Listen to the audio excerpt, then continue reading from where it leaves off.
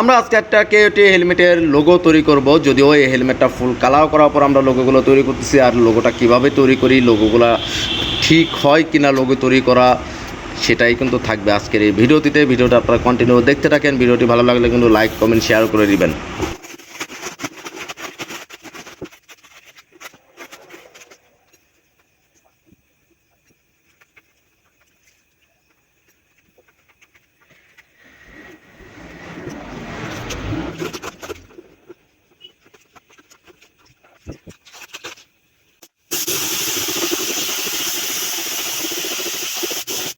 তো ফাইনালি আমরা কাজটা কমপ্লিট করে ফেললাম। এখন আপনারা দেখেন কেআইটি যে লোগোটা আছে এটা আসলে সঠিক জায়গায় আছে কি না, বা হুবহু অরিজিনাল মতো হয়েছে কি না, কালারটা ঠিক আছে কি না, বা কালারটা আপনাদের কাছে কীরকম লাগছে, সব কিছুই কিন্তু আপনারা একটু কমেন্টে জানাই দিয়েন।